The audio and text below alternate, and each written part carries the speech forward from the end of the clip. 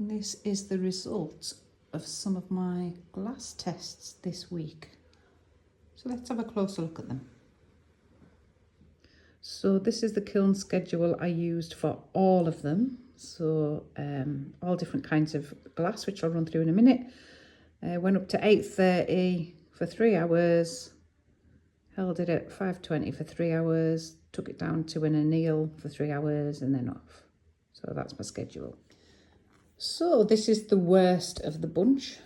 This is my broken wine bottle test. As you can see, it's a bit jagged and ragged, and I was grinding, the plan was to grind them all flat, but I felt that this one was a bit unsafe to do that. There was big bits just chipping off, so I left it at that point and just put a cap on that test, and that was that. So yeah, it probably for wine bottles and things like that, you do need to go up quite high, and it wasn't quite high enough, but I don't think I'll bother testing that again. It was just to give me something to compare. So that was my wine bottle one. This test is done from decorative nuggets, you know, the ones that you find in like garden centres and that to put in the bottom of vases and things like that. I just threw a whole lot in. And this is what we got. That looks quite pretty, but you'll be able to see from all these cracks and that it's incompatible. They're incompatible with each other. So there's some dodgy looking cracks in there, which again I was really careful to polish because they could have just shattered at any point. But it does look quite interesting, doesn't it? Looks like broken ice. This one is toy marbles. I'm really pleased with this one actually. I expected some incompatibility cracks, but there are none. However, there are holes. You can see that hole there. There are holes where the marbles have not, you know, totally blended into each other. I threw a whole load of blue ones in the bottom of the mould and then some regular normal marble coloured ones at the top. And I'm really quite impressed by that. I quite like it. This one is float glass, aka window glass. Again, this is a glass that needs to be cooked a little bit hotter than other glasses. You can see that it's all, you can see where it's kind of, all the pieces have blended into each other, although not quite. Gives a nice wispy effect, and the colour is quite nice. It's like a really soft green. There's a big hole there from where it hasn't melted in properly, but it polishes up nice. It's nice to work with and nice to polish. This one here is bullseye scrap. So it's little bits of bullseye glass that all got through in together. You can see that the air trapped in between all the pieces has caused wispy edges and bubbles.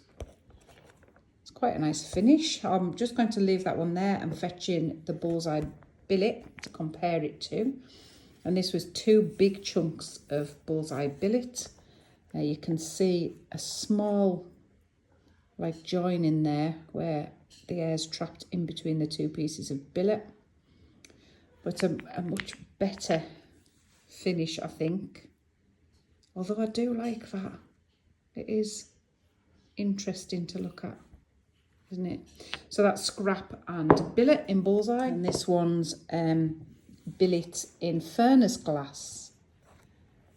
I've had to scrape the sides off there because it overflowed so much. And there was just no way I was ever going to, well, there was a way, I just was way too impatient to ever grind it down that much. So I just scraped the sides off. They're just tests, so it's fine.